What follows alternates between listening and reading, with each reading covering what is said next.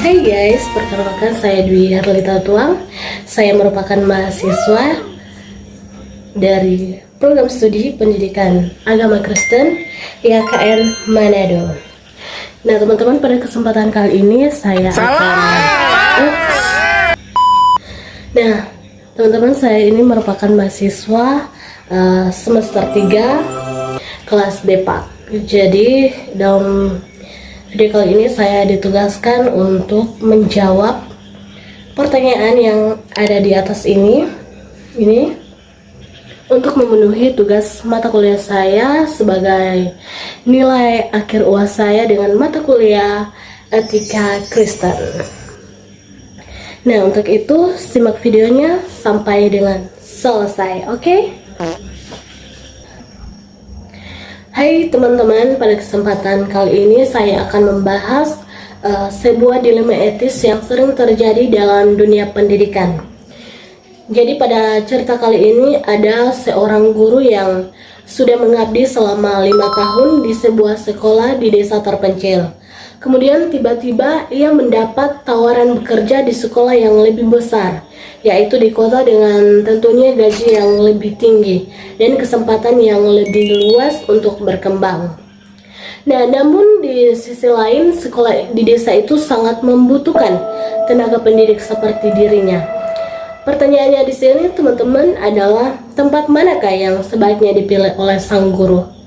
Apakah ia akan memilih tetap tinggal di desa ataukah ia akan pergi ke kota?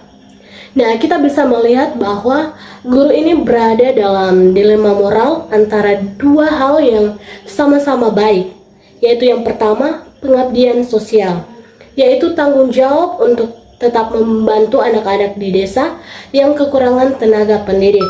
Nah, kedua, pengembangan diri, yaitu keinginan untuk memperbaiki kehidupan pribadi dan profesional agar bisa menjadi seorang guru yang lebih baik. Nah, kedua hal ini tidak salah, justru keduanya sama-sama penting. Dalam berpikir etis, kita perlu mempertimbangkan beberapa faktor, yaitu diantaranya yang pertama, nilai pribadi dan moral individu. Seberapa besar komitmen guru tersebut terhadap pengabdian dan cita-citanya di bidang pendidikan. Kemudian yang kedua, dampak sosial terhadap orang lain. Nah, jika guru meninggalkan desa, apakah akan ada pengganti yang bisa meneruskan tugasnya? Bagaimana dengan nasib anak-anak di sana nantinya? Kemudian yang ketiga, kewajiban profesional.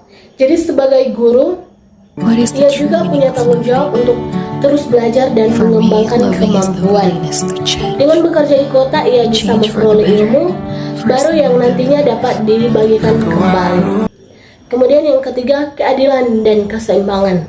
Nah, keputusan etis harus adil, bukan hanya bagi masyarakat, tetapi juga bagi diri sendiri. Seseorang tidak bisa mengabdi dengan baik jika kesejahteraannya sendiri terabaikan. Nah, dengan menimbang semua faktor tersebut, keputusan yang bijak bukan sekedar memilih tinggal atau pergi, melainkan bagaimana menjadikan keputusan itu bermanfaat bagi semua pihak. Nah, guru ini bisa memilih untuk menerima tawaran di kota agar memperoleh pengalaman, pengetahuan, dan kemampuan baru.